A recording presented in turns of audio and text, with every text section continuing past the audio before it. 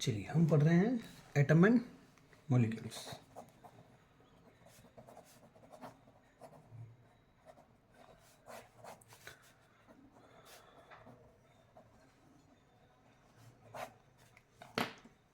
पहला टॉपिक था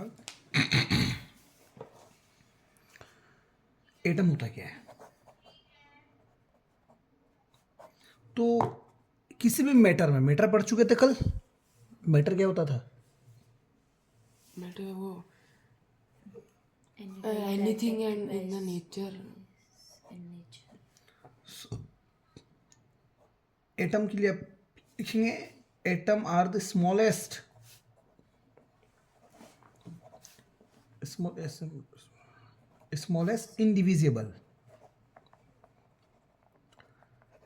indivisible units of the matter। एक मैटर का जो सबसे स्मॉलेस्ट पार्टिकल या यूनिट जो इनडिविजिबल हो उसे एटम बोलेंगे। सेकेंड लिखेंगे इट कंटेंस मैटर। एटम के अंदर क्या क्या होते हैं तो आप लिखेंगे इट कंटेंस। अपन पढ़ चुके हैं स्ट्रक्चर ऑफ एटम में क्या क्या होते हैं। Electrons, protons and neutrons. तीसरा है साइज ऑफ एटम। तीसरी बात क्या लिख कर आ जाओ, साइज ऑफ एटम 10 की पावर -10 मीटर। इसी को 1 आर्मस्ट्रॉन्ग भी कहा जाता है। बात समझ में आ रही है। नेक्स्ट है एटम के बाद मॉलिक्यूल क्या होता है। क्या पढ़ रहे अपन? मॉलिक्यूल्स। तो कल अपने पढ़ा था मैटर क्या होता है जो स्पेस ऑक्यूपाई करता है। एलिमेंट क्या होता है? ऐसा मैटर जिसमें सिंगल वेराइटी के पार्टिकल्स हो, एक ही वेराइटी के हो। कंपाउंड पढ़ना भी बाकी है। और एटम होता है किसी मैटर की सबसे स्मॉलेस्ट यूनिट। मॉलिक्यूल क्या होता है? जब दो या दो से ज़्यादा एटम मिलते हैं तो क्या बनाते हैं? मॉलिक्यूल। सो मॉलिक्यूल में आप लिखेंगे व्हेन टू और मोर atoms, when two or more atoms combine it form molecules। जैसे हमारे लिविंग ऑर्गेनिज्म में सबसे स्मॉलेस्ट यूनिट क्या थी? सेल थी। बहुत सारे सेल कंबाइन होते थे तो क्या बनाते थे? टिश्यू बनाते थे। ऐसे यहाँ पर बहुत सारे एटम कंबाइन हो रहे हैं तो क्या बनाएंगे? मॉलिक्यूल। समझ में आई बात? एटम्स ऑफ सेम एलिमेंट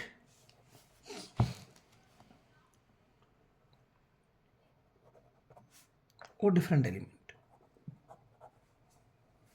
जो एटम कंबाइन होकर मॉलिक्यूल बना रहे हैं वो सेम एलिमेंट के भी हो सकते हैं और डिफरेंट एलिमेंट के भी हो सकते हैं। Combines to form molecule. बात समझ में आ रही है? वो क्या बनाएगा? मॉलिक्यूल बनाएगा। एग्जाम्पल, सेम एलिमेंट के एटम्स के मैं बता रहा हूं आपको एग्जाम्पल। सो आप लिखेंगे same types of atoms combines to form molecule like, जैसे हाइड्रोजन गैस H2।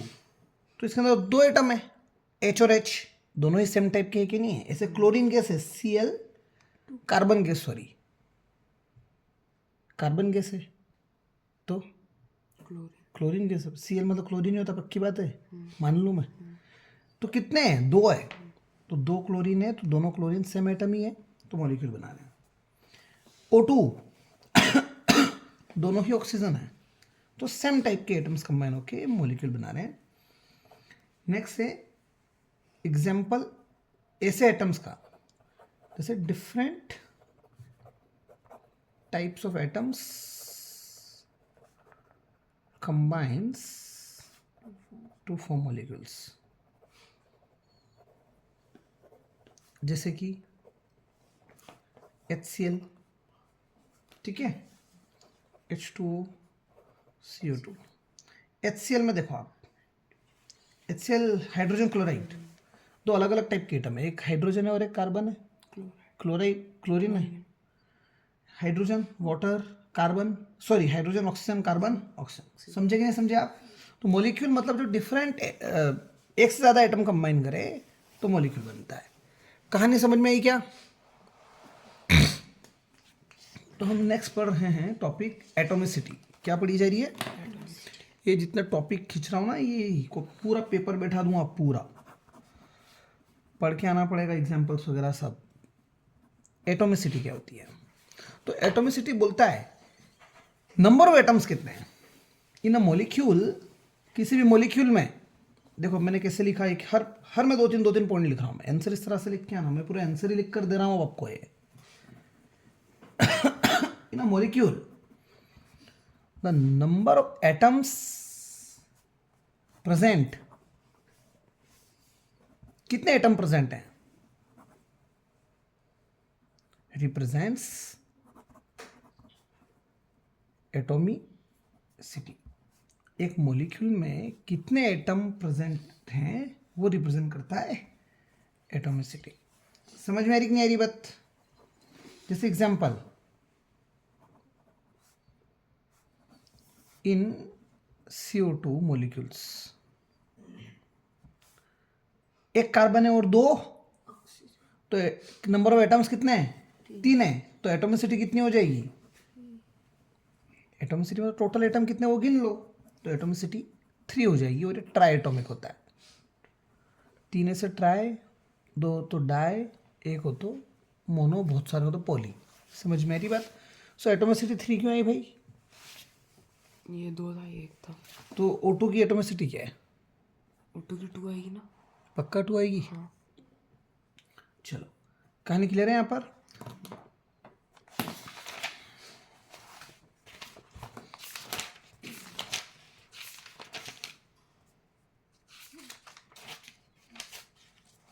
चलिए नेक्स्ट है topic laws of chemical combination. Next topic है लॉ ऑफ केमिकल। बड़े अच्छा समझना, लॉज ऑफ केमिकल कॉम्बिनेशन। तो 2 लॉ होते हैं। पहला लॉ होता है लॉ ऑफ कंजर्वेशन ऑफ मास। क्या होता है? लॉ ऑफ और दूसरा डिफाइनाइट प्रोपोर्शन, उसका एक और नाम क्या है? Constant proportion. तो लॉ ऑफ कंजर्वेशन ऑफ, अपने बोर्ड पे लिखवाना पड़ेगा अभी कोचिंग के बोर्ड पे थोड़े दिनों में। हमारे यहाँ खच्चर को भी घोड़ा बनाया जाता है, समझ रहे तू? Law of conservation of mass. Next है लॉ ऑफ, डिफाइनाइट, हाँ गुड, भूल गया था यार, डिफाइनाइट प्रोपोर्शन, या फिर एक और क्या नाम है इसका? कांस्टेंट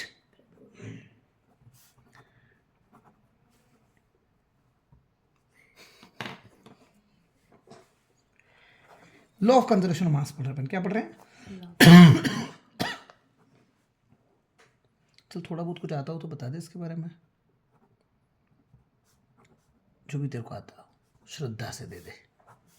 तेरा ज्ञान थोड़ा सा हमें भीख के रूप में दे दे, जो आप देना चाहें सर। फर्स्ट में लिखो गुड, हाँ बोलो। H2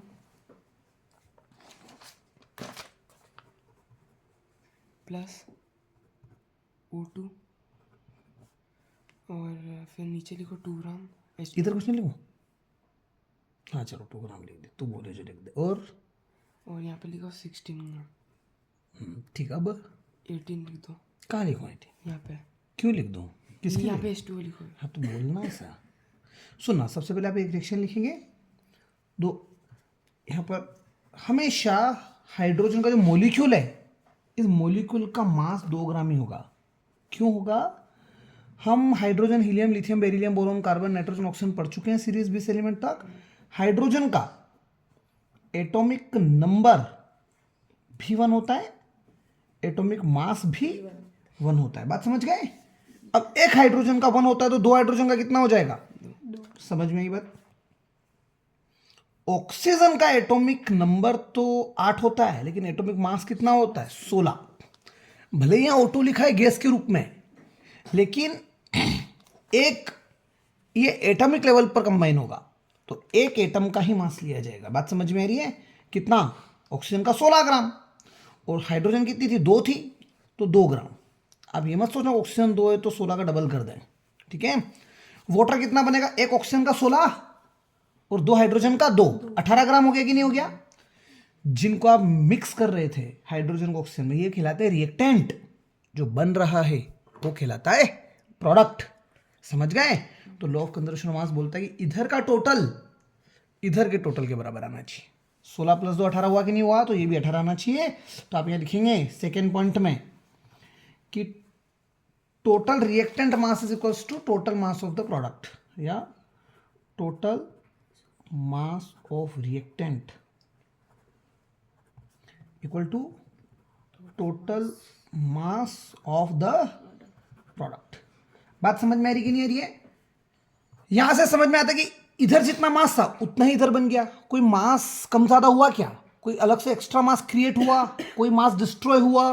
तो यहां से एक चीज समझ में आती है, मास कैन नीदर बी क्रिएटेड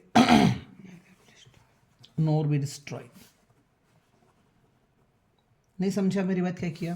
कहने के लिए मास कभी भी क्रिएट नहीं कर सकते हो, मास कभी डिस्ट्रॉय भी नहीं कर सकते हैं। टोटल इधर वाले जितने भी होंगे उनका वजन और टोटल उनका वजन जोड़ लो, दोनों बराबर आना चाहिए। समझ में आई कि नहीं ये बात? यही था लॉ ऑफ कंजर्वेशन ऑफ मास। तो नेक्स्ट चीज आती है लॉ ऑफ कांस्टेंट प्रपोर्शन पढ़ रहे हैं, सेकेंड वाला। फिर से कुछ ज्ञान देना है आपको। हाँ, मैं बिग लॉ ऑफ क्या लिखो? Constant proportion. चलो बताओ भैया, कुछ आप क्या किया जाए? लॉ ऑफ कांस्टेंट प्रपोर्शन बोलो, कल शाम में ही पढ़ा ना, बोलो। यहाँ पे भी हो जाएगा H2 + O2 H2O। अब हिंदी को 12। यहाँ 12 लिख दो। हाँ, हाइड्रोजन ही है वो, 2 ग्राम ही आएगा। समझ गया? तो यहाँ पर क्या होगा? ये 2 ग्राम ही रहेगा, ये 16 ग्राम ही रहेगा। पर इस बार हम ये नहीं लिख रहे हैं, और हम सामने वाले को बता रहे हैं कि हाइड्रोजन कितनी लिया आपने? 2। हमेशा 2 ही रहेगा। आप इसको 2 4 अपने हिसाब से नहीं ले रहे हैं अपन, ये केमिस्ट्री है। और ऑक्सीजन 16 ग्राम थी। तो हाइड्रोजन और ऑक्सीजन का रेशियो ले रहे हैं आप। जिनको आप मिक्स कर रहे थे ना हाइड्रोजन और ऑक्सीजन को, उनका रेशियो ले रहे हैं। कितना था? 2 ग्राम था, रेशियो 16 ग्राम था। कितना आ गया रेशियो? 1:8 आ गया कि नहीं आ गया? मतलब एक हाइड्रोजन को कितनी ऑक्सीजन लग रही है? 8 ऑक्सीजन लग रही है मास की रिस्पेक्ट में। अगर 1 ग्राम हाइड्रोजन लूंगा तो ऑक्सीजन कितने ग्राम चाहिए? 8 ग्राम। तो 10 ग्राम हाइड्रोजन है तो ऑक्सीजन कितना चाहिए? ये समझ में आया? क्या समझ में नहीं आया इसमें बताओ मेरे को। वो रेशियो का ये क्या समझ में आया? ये 2 ग्राम था और ये 16 ग्राम था, इनका प्रोडक्ट आएगा इधर। ये समझ प्रोडक्ट मतलब इनको जोड़ेंगे, सम बराबर आना चाहिए। अब यहाँ पर ये कितना? 2 ग्राम ही था, ये 16 ग्राम ही था। मतलब हाइड्रोजन में क्या मिल रहा है? ऑक्सीजन क्या बन रहा है? H2 पानी बन रहा है। तो कुछ ना कुछ तो इनके बीच में भी रिलेशन होगा ना। ऑक्सीजन बोलेगा भाई तू इतना लगेगा तो मैं तुम्हारी टीम में से इतने आ जाओ, हमारी टीम में से इतने आ जाते, तो ये जोड़ी बन गई। नहीं पल्ले पड़ रही पिक्चर बनी? सीआरपीएफ। सुनो मेरी बात। तो आपका हाइड्रोजन कितना ग्राम था? 2 लोग इधर से आए। ऑक्सीजन कितना ग्राम है? 16। तो 2:16, 2 1 2, 2 8 यहां से क्या समझ में आता है? 1 ग्राम, अगर आगे वाला कौन है? हाइड्रोजन है, पीछे वाला कौन? ऑक्सीजन है। अगर हाइड्रोजन 1 ग्राम होती तो ऑक्सीजन कितने ग्राम लगती? 8 ग्राम लगती। मैंने बोला हाइड्रोजन 10 ग्राम है तो ऑक्सीजन कितने ग्राम लगेगी? हाँ बोलो। 100 क्यों? ये 1 ग्राम है तो ये कितना ग्राम लग रहा है? 8। चलो ये 2 ग्राम कर लो तो ये कितना हो जाएगा?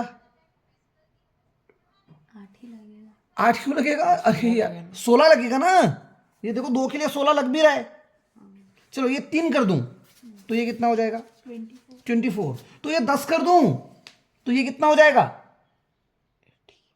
80 ग्राम हो जाएगा कि नहीं हो जाएगा? अरे यार पलक हद दे भाई। अरे इसको एक का गुणा काय में कर रहा हूं मैं? 9 में 10 में करूंगा ना तो नीचे 8 का गुणा भी काय में करूंगा? 10 में। जब मैं हाइड्रोजन को 10 ग्राम कर दूं तो ऑक्सीजन कितने ग्राम हो जाएगी? 80 ग्राम। बात समझ में आ रही है? इस कंडीशन से लगता है कि बच्चों को, नौवीं वालों को कुछ भी नहीं आने वाला, खाली टाइम पास के लिए पास होके आ सकते हैं। इस डेप्थ तक जाना। ये कहना चाहता है रिलेशन कि भैया कहीं का भी पानी उठा के ले आओ, चाहे पृथ्वी से उठा लो, चाहे यूनिवर्स से कहीं पर भी वाटर मॉलिक्यूल अगर मिल गया तो वाटर मॉलिक्यूल में हाइड्रोजन और ऑक्सीजन ही होंगे। कोई दूसरा एलिमेंट दिख रहा है क्या? कार्बन, सोडियम, पोटेशियम, कौन दिख रहा है? हाइड्रोजन और ऑक्सीजन। और हाइड्रोजन और ऑक्सीजन किसी भी कहीं का भी वाटर मॉलिक्यूल होगा, उसमें एक हाइड्रोजन, 1 ग्राम हाइड्रोजन अगर होगा तो उसको 8 ग्राम ऑक्सीजन लगेगी। ये 1 है तो ये 8 है, ये 2 है तो ये 16, ये 3 है तो ये 24, ये 4 है तो ये 32, ये 5 है तो ये 40, तो ये 10 है तो ये 80, ये 100 है तो ये 800। नहीं समझ में आ रही बात? सीधा सा कंसेप्ट है। कहानी क्लियर कि नहीं क्लियर है? कोई पूछे डिफाइनाइट प्रपोर्शन क्या होता है, तो हमें खाली जो रिएक्टेंट मिल रहे थे हाइड्रोजन और ऑक्सीजन, इनके जो मॉलिक्यूलर मास है इनका रेशियो ले लेंगे और हम कह देंगे कि भैया कहीं का भी पानी उठा लो 1 रेशियो, कहीं का भी वाटर मॉलिक्यूल उठा लो आप, उसमें हाइड्रोजन और ऑक्सीजन का जो रेशियो होगा मास के रिस्पेक्ट से वो 1:80 होगा। नहीं समझ में आ रही बात? इसका एक एग्जाम्पल और लो अब। CO कार्बन में ऑक्सीजन मिलाते हैं तो कार्बन डाइऑक्साइड बनती है। मैं दोनों ही लो समझा रहा हूं यहाँ। लो ऑफ कंजर्वेशन ऑफ मास के हिसाब से एक कार्बन का एटॉमिक मास 12 ग्राम, कार्बन का atomic number 6, atomic number 6 red colour में जो भी दिखेगा ना आपको यहाँ, वो एटॉमिक मास है 12 ग्राम। तो एक कार्बन ही अकेला, इसका 12 ग्राम हो गया। लेकिन यहाँ पर ऑक्सीजन मॉलिक्यूल के रूप में रहेगी, O2 रहेगा, ठीक है। तो एक ऑक्सीजन का 16, तो 2 ऑक्सीजन का 32 ग्राम।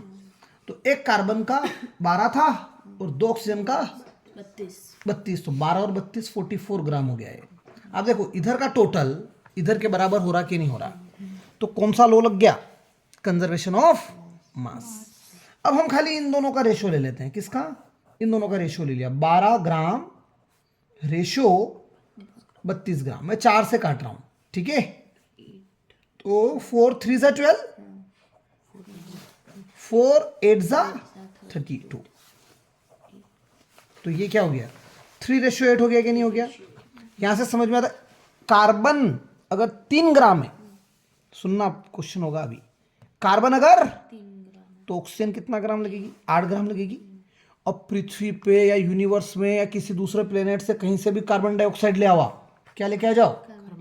उसमें एक तो कार्बन होगा और एक 2 एलिमेंट ही होंगे, तीसरा हाइड्रोजन तो हो नहीं सकता और कोई चीज तो हो नहीं सकती।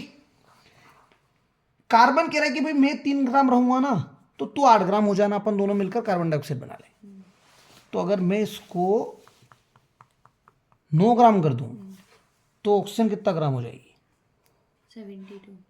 अरे कार्बन 3 ग्राम है, इसको ऑक्सीजन कितना लगा? 8 लगा। अब मैं इसको 9 ग्राम कर रहा हूं, कार्बन को मैंने कितना ग्राम कर दिया? 9 ग्राम। तो ये कितना ग्राम हो जाएगा? चलो छोड़ो, कार्बन कितना है? 3 ग्राम है, तो ये 8। इसको मैं 6 ग्राम कर दूं तो ये, अरे 3 का डबल हो गया ना, 6, 3 का डबल हो गया 6, तो 8 का डबल कितना? तो बात ही खत्म हो गई। 3 का 3 गुना कर दो, 9, तो 8 का भी क्या करेंगे? कितना हो गया? तो 72 कैसे हो सकता है भैया? 3 3 जाना इधर। ये 30 ग्राम कर दिया मैंने, कार्बन 30 ग्राम है, तो है ऑक्सीजन। ये कॉमन सेंस का क्वेश्चन था, चलो अब तक तो कैलकुलेशन नहीं आ रही होगी। ये 3 की जगह क्या कर दिया? 320। अरे तू सबर करना, आ नहीं रहा आंसर बीच में। 3 की जगह क्या कर दिया मैंने? 30 में तो पीछे 0 नहीं लगा दी, तो 10। बात ही खत्म हो गई। इतना सा तो लॉजिक पे खेले पूरा, इतना भी दिमाग नहीं चला पाओगे क्या? समझ में आ रही नहीं आ रही बात? इसको मैंने 15 कर दिया, तो ये कितना हो जाएगा?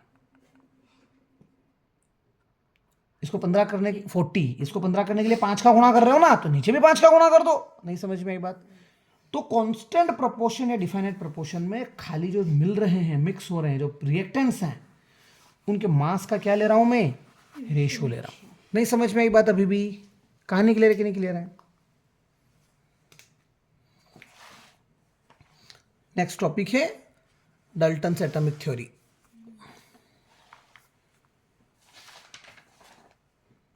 बड़ा इंटरेस्टिंग टॉपिक है, एक एक चीज समझना, अभी सब हुआ हो जाएगा। समझ में आ गया एटम क्या होते हैं, मॉलिक्यूल्स क्या होते हैं, एटॉमिसिटी क्या होती है, law of conservation, chemical combination में 2 लॉ होते हैं। आपके केमिस्ट्री में अभी 9th में 2 ही हैं, वरना लॉज और भी हैं इसमें। तो 7वां पॉइंट है आज का, डाल्टन्स एटॉमिक थ्योरी।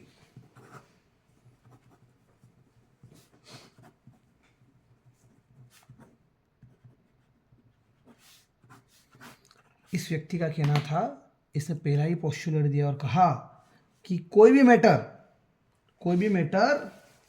एटम का बना हुआ है। समझ में आ रही कि नहीं आ रही बात? तो all matter is made up of very tiny particle called atoms.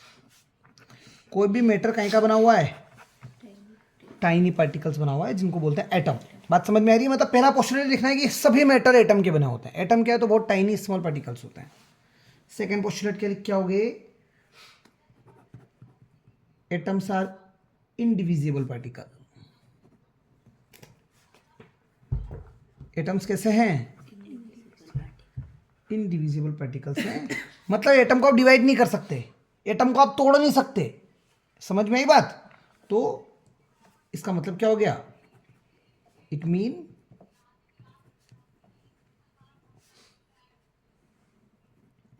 Atoms can't be created और destroyed in a chemical reaction. कोई केमिकल रिएक्शन हो रही है तो न तो एटम उसमें तोड़ा जा सकता है, ना ही जोड़ा जा सकता है। तो एटम इनडिविजिबल पार्टिकल है। अब यहां से मैं क्वेश्चन पूछ लूं, डाल्टन के 6 पोस्टुलेट पढ़ेंगे अपन। कितने? 6। दूसरा क्या कह रहा है कि एटम डिवाइड नहीं होता, मतलब एटम ना तो क्रिएट हो सकता है ना ही डिस्ट्रॉय हो सकता है। अब वो क्वेश्चन पूछेगा, डाल्टन का जो सेकेंड पोस्टुलेट है वो इन दोनों लॉज में से कौन से लॉ को एक्सप्लेन कर रहा है? तो यहां पर क्या लिखा है? मास भी क्रिएट नहीं हो सकता और डिस्ट्रॉय नहीं हो सकता। यहाँ पर क्या लिख रखे थे? एटम कभी डिस्ट्रॉय नहीं हो सकता, क्रिएट नहीं हो सकता। यहाँ क्या लिख रहे थे? मास भी। तो वो सेकंड पोस्टुलेट किसको एक्सप्लेन कर रहा है? लॉ ऑफ कंजर्वेशन ऑफ मास। नहीं समझ में आई बात? Third postulate of Dalton. तो तीसरा पोस्टुलेट है, atoms of a given element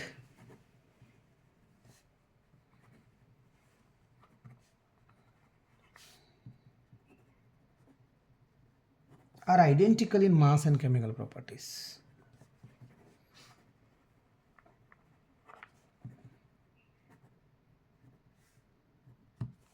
किसी भी एलिमेंट के जो एटम्स हैं, आयरन ले लिया आपने, आयरन के सभी एटम निकाल के लाए, तो वो एक सिंगल एलिमेंट था, उसके बहुत सारे एटम्स हैं, सभी का मास कैसा होगा? आइडेंटिकल, मतलब एक जैसा, और सभी की केमिकल प्रॉपर्टीज भी कैसी होगी? एक जैसी। नहीं समझ में आई बात? सो एटम अगर किसी एलिमेंट से लाते हो एटम्स, तो मासेस कैसे होंगे? उसके सेम होंगे, केमिकल प्रॉपर्टीज भी कैसी होगी? सिमिलर होगी। लेकिन अगर आप एटम डिफरेंट एलिमेंट के लाते हो, एटम्स ऑफ डिफरेंट एलिमेंट,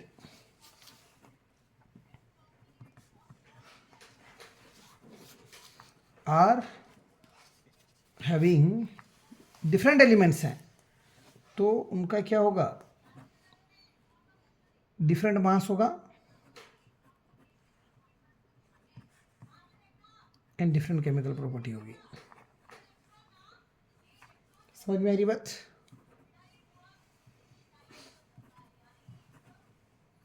अगर डिफरेंट एलिमेंट है तो उनका मास भी डिफरेंट होगा उनके एटम का, और उनकी केमिकल प्रॉपर्टी भी क्या होगी? डिफरेंट। अब समझना, 5वां पोस्टुलेट तो मैं बाद में लिख रहा हूं, पहले छठा लिखेंगे। छठा पोस्टुलेट कह रहा है कि the relative number the relative number of atoms and kind of atom, दो चीजें एक ही पोस्टुलेट में आ रही है. Kind of atoms are constant in a given compound. आप क्या ले लो, एक कंपाउंड ले लो, जैसे वाटर ले लिया. काइंड ऑफ एटम मतलब उसमें हाइड्रोजन और ऑक्सीजन नहीं मिलेगी. कभी भी पानी के मॉलिक्यूल में आपको कार्बन नहीं मिलेगी, सोडियम नहीं मिलेगा. तो काइंड ऑफ एटम क्या रहेगा, कांस्टेंट रहेगा. पानी कहीं का भी ले लो आप, पानी में हाइड्रोजन ही होगी और ऑक्सीजन ही होगा. ये काइंड ऑफ एटम हो गया. नंबर ऑफ एटम की बात करते हो तो अभी आज ही पढ़ा एटोमिसिटी. क्या होता है एटोमिसिटी? दोनों क्या इसकी एटोमिसिटी कितनी है? L2. अरे सर वो H अरे तो इसकी एटोमिसिटी बोल रहा है इसकी इसकी 3. 3 होगी. मतलब टोटल एटम्स कितने हैं? 3 है ना. 2 हाइड्रोजन, 1 ऑक्सीजन. आप कहीं पर भी चले जाओ पृथ्वी पे, पृथ्वी में क्या यूनिवर्स में कहीं चले जाओ, number of atoms, relative number of atoms क्या रहेंगे, सेम रहेंगे, चाहे वो यहाँ का वाटर मॉलिक्यूल हो या कहीं का भी हो. समझ गए? सो इसमें 3 एटम्स हैं. और काइंड ऑफ एटम्स तो एक हाइड्रोजन है और दूसरा ऑक्सीजन है. ठीक है, हाइड्रोजन ऑक्सीजन एटम है और वो भी टोटल कितने हैं? 3. क्लियर है कहानी? अब आएगा 5th पोस्टुलेट. समझना, हमने आज ही पढ़ा था हाइड्रोजन और ऑक्सीजन किस रेशो में मिल रहे थे. कहीं का भी वाटर मॉलिक्यूल ले लो, 1 ग्राम हाइड्रोजन को 8 ग्राम ऑक्सीजन लगेगी. कहीं की भी कार्बन डाइऑक्साइड ले लो, 3 ग्राम कार्बन को 8 ग्राम ऑक्सीजन लगेगा. यहां से पोस्टुलेट बनता है कि इस रेशो में, ये सिंपलेस्ट रेशो हो गया, आप कटेगा क्या? ये स्मॉलेस्ट रेशो आ चुका है. होल नंबर है. होल नंबर क्या होता है? जो जीरो से चालू होते हैं, 0 1 2 3 4. तो स्मॉलेस्ट होल नंबर के रेशो में कंबाइन होते हैं एटम्स. समझ में आई बात? कोई कंपाउंड बनाने के लिए एटम्स स्मॉलेस्ट होल नंबर के रेशो में कंबाइन होते हैं. तो पहले तो मैं लिख देता हूं यहां पर. पोस्टुलेट नंबर कौन सा है? 5वां.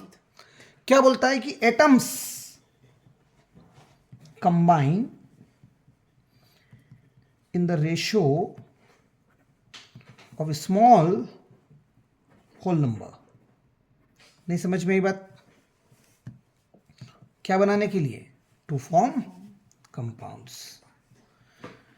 एटम स्मॉल होल नंबर के रेशियो में कंबाइन होते हैं कोई भी कंपाउंड बनाने के लिए. जैसे ये 3:8 में कंबाइन हो रहे थे कार्बन और ऑक्सीजन CO2 बनाने के लिए. क्वेश्चन है कि डाल्टन का जो 5वां पोस्टुलेट है वो कौन से लॉ की बात कर रहा है? तो लॉ ऑफ डिफाइनाइट प्रोपोर्शन. नहीं समझे आप मेरी बात? कहानी क्लियर है कि नहीं क्लियर है? तो एक क्वेश्चन देखिए फिर.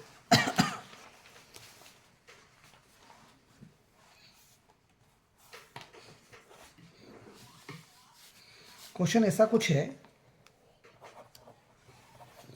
कि सोडियम कार्बोनेट लिया हमने,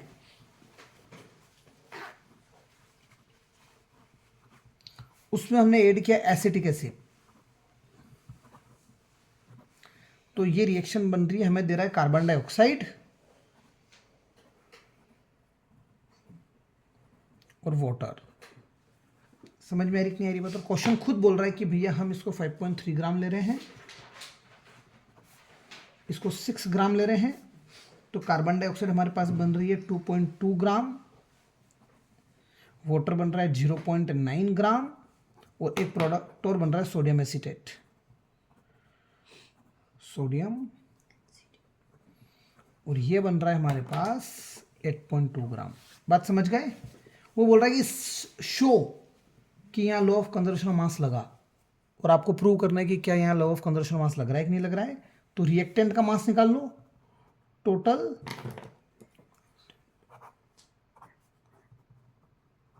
टोटल मास ऑफ रिएक्टेंट्स निकाल लीजिए आप. कितना आ जाएगा? रिएक्टेंट्स तो ये इधर वाले हैं, एरो से इधर 5.3 + 6 11.3 ग्राम हो जाएगा. समझ में आ रही बात? अब हम निकाल रहे हैं टोटल मास किसका? Of products. ये 2.2 ग्राम है, ये 0.9 ग्राम है, ये 8.2 ग्राम है. तो कितना हो जाएगा? 8.2 में 0.9 जोड़ोगे तो 9.1, 9.1 में 0.3 तो 0.2 ये तो 9.3, और 2 और 11.3. अब देखो टोटल मास ऑफ रिएक्टेंट किसके बराबर आ गया? टोटल मास ऑफ प्रोडक्ट के बराबर आ गया. Hence law of conservation of mass is satisfied. नहीं समझ में आई बात. कहानी क्लियर है कि नहीं क्लियर है? चलिए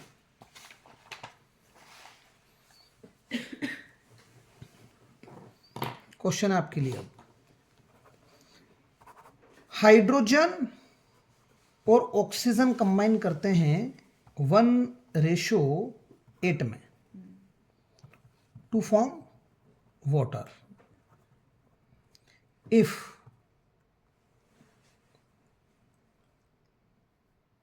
we have 3 gram hydrogen gas. हमारे पास कितना ग्राम है? 3 ग्राम हाइड्रोजन है. Then what will be the mass of oxygen? चलो बताओ. आज करवा चुका हूं क्वेश्चन, इसलिए आपसे पूछा है. 16 3 हाइड्रोजन 3 है तो ऑक्सीजन कितना हो जाएगा? ये क्वेश्चन है ना? नहीं तुम मत बताओ, तुमसे हम पूछ लेंगे. 6 क्यों 6? हाइड्रोजन 1 था तो ऑक्सीजन कितनी है? 8 अब हाइड्रोजन कितना ग्राम हो गया? 3 तो कभी भी आपको टेस्ट देने पड़ेंगे. आप जिस तरह से पढ़कर आ रहे हो ये पढ़ाई करने के तरीके नहीं होते हैं. ये चीज़ें मैं इतनी लिख कर दे रहा हूँ, ये आपको लिखनी पड़ेगी. आप प्रिपरेशन कर रहे हैं घर पे तो लिख कर करना है. टेस्ट देना है तो ही आपके रिजल्ट है, नहीं तो आपकी तो मेरे को हालत बहुत डाउन लग रही है. सुनना, हाइड्रोजन अपॉन ऑक्सीजन क्या रेशो था? 1/8 था कि नहीं था? कुछ मत करो यार, 1 का 3 गुना कर दिया तो 8 का भी 3 गुना कर देंगे तो 3 1 3 ग्राम हो गया कि नहीं ऊपर? तो नीचे 8 से 24 ग्राम हो जाएगा. तो यहाँ से बता देना ऑक्सीजन 24 ग्राम हो गई. नहीं समझे अभी भी? इतना आसान क्वेश्चन है यार. ये वापस डबल बताया मैंने इसी में. नेक्स्ट पढ़ रहे हैं अपन एटॉमिक मास क्या होता है. और एटॉमिक नंबर तो पढ़ चुके हैं पहले, एटॉमिक मास पढ़ रहे हैं आज.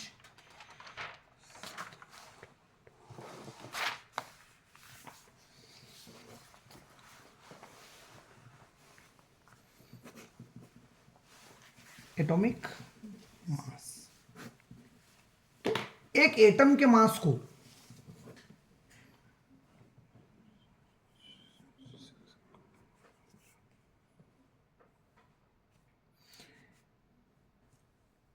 atomic mass, it is the mass of one atom. और एक और डेफिनेशन लिख के आओगे. It is defined as mass 1/12 of the mass of 1 carbon 12. ये माइनस नहीं है, ये डैश है, ये डैश है. Carbon 12 atom. तीनों बातें समझा रहा हूं मैं. एटॉमिक मास निकालने का तरीका हम पढ़ चुके थे. एटॉमिक मास निकालने के लिए क्या करते थे? नंबर ऑफ प्रोटॉन्स या इलेक्ट्रॉन्स में हम जोड़ते थे नंबर ऑफ न्यूट्रॉन्स. नहीं समझ में आई बात? कहानी क्लियर है? एटॉमिक मास की यूनिट जो होती है 1 एटॉमिक मास यूनिट को हम लिखते हैं 1U, जहां पर U का मतलब है यूनिफाइड मास. समझ गए आप मेरी बात? ये 4 पॉइंट लिख के आएंगे तब जाके आपको ये कंप्लीट होगा एटॉमिक मास का कंसेप्ट. सिर्फ एटॉमिक मास पूछा जाए तो पृथ्वी पर कार्बन कहीं पर भी मिल जाता है. कार्बन को ही क्यों लिया? यहाँ ऑक्सीजन भी ले सकते थे, सोडियम ले सकते थे, पोटेशियम ले सकते थे. तो पृथ्वी पर कार्बन कहीं पे भी मिल जाता है. समझ में आई बात? मतलब जमीन में भी मिलेगा, हवा में कार्बन डाइऑक्साइड के रूप में मिलेगा, वाटर में भी मिल जाएगा. कहानी समझ में आ रही नहीं आ रही है? एनिमल डेड बॉडीज है, डेड बॉडीज में भी मिल जाएगा. हम लिविंग ऑर्गेनिज्म, हमारी बॉडी में भी कार्बन है. कार्बन हर कहीं मिलता है. कार्बन के जो आइसोटॉप्स हैं, एक तो C14 होता है. समझ में आ रही बात? आइसोटॉप्स पढ़ाए हैं जिसका एटॉमिक मास 12 होता था. हम वो वाला कार्बन ले रहे हैं जिसका एटॉमिक मास कितना है 12, हम 14 वाला नहीं ले रहे हैं। इसका मैंने क्या ले लिया, एक एटम ले लिया, इसका मैंने क्या ले लिया, उस एटम का मैंने मास निकाला, पहले क्या निकाला, उसका 1/12 कर दिया, उसके 12वां भाग। समझ गए? इस लाइन का मतलब है सेकेंड लाइन का कार्बन 12 एटम लेकर आए, कार्बन 12 मतलब जिसका एटॉमिक मास 12 है, उस एटम के मास का मैंने 12 भागों में बांटा। 1/12 मतलब 12 भागों में बांटना है, जो एक भाग आएगा उसका जो भी मास होगा उसे मैं एटॉमिक मास कहूंगा। So it is defined as 1/12 of the mass of 1 carbon 12 atom. Structure of atom में डेफिनेशन थी एटॉमिक मास की, प्रोटॉन्स में न्यूट्रॉन्स की संख्या जोड़ दीजिए। एटॉमिक मास यूनिट लिखते हैं जब भी तो आगे क्या लिखेंगे, यू। पल्ले पड़ गई पिक्चर, या फिर it is the mass of 1 atom. कहानी के चारों पॉइंट लिख के आइएगा आप। समझ गए मेरी बात? चलो कुछ एलिमेंट्स के सिंबल लिख लेते हैं, कभी वो पूछ ले एमसीक्यूज वगैरह में, तो symbol of some selected elements.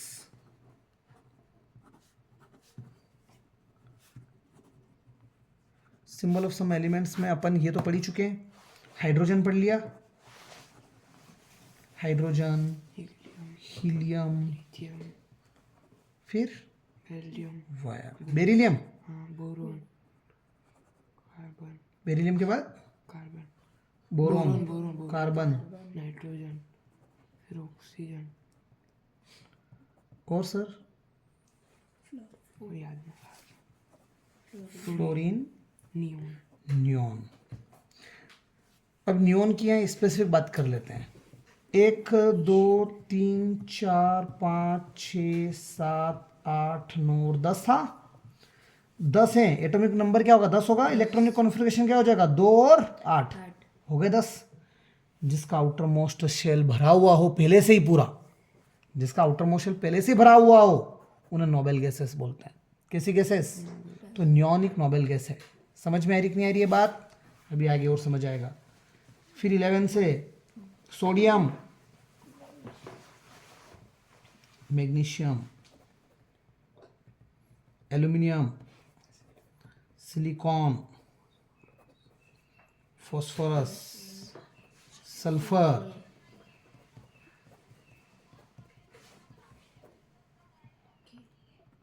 Sulphur के बाद sodium, magnesium, silicon, phosphorus, sulphur, chlorine, argon. अब देखो एटॉमिक नंबर कितना आ रहा है, 18 आ रहा है। इलेक्ट्रॉनिक कॉन्फ़िगरेशन क्या हो जाएगा, 2 और 8 10, 8 18। फिर आउटर मोस्ट भरा हुआ है, तो आर्गन भी क्या होगी, एक एटॉम, एक नोबेल गैस होगी। पोटेशियम और लास्टली कैल्शियम। नहीं समझ में आई बात? हाइड्रोजन का एटॉमिक नंबर सर बोलो।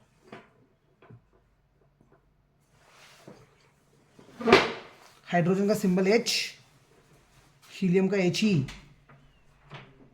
लिथियम का Li,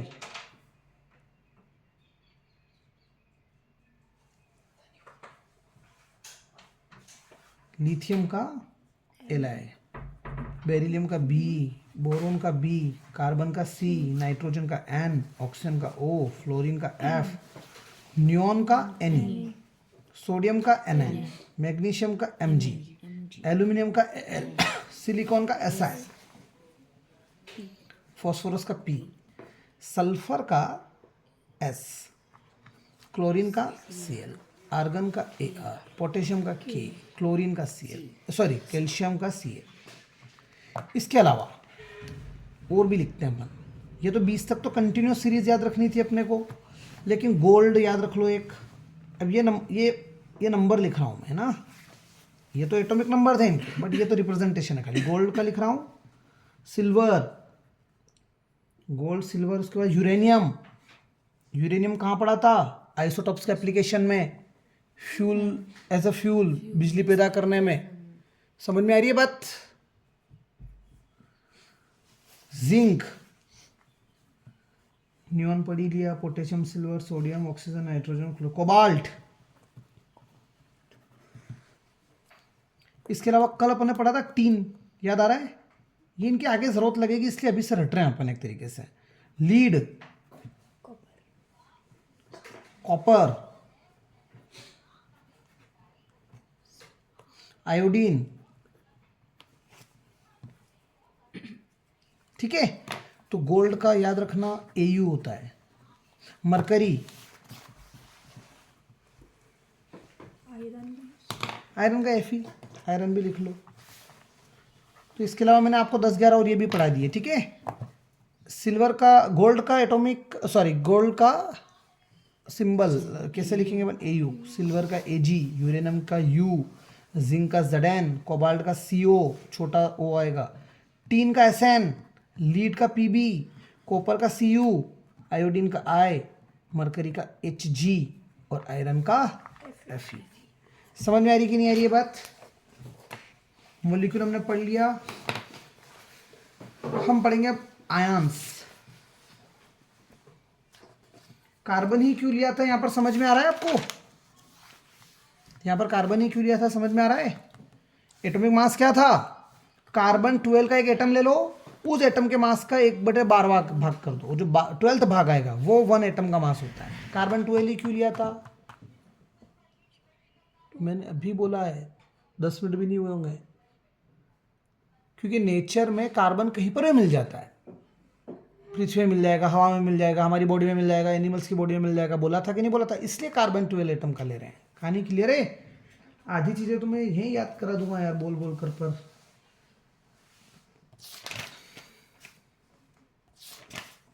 चलो एक टारगेट हो रहा है, फिर ये चैप्टर कंप्लीट में 2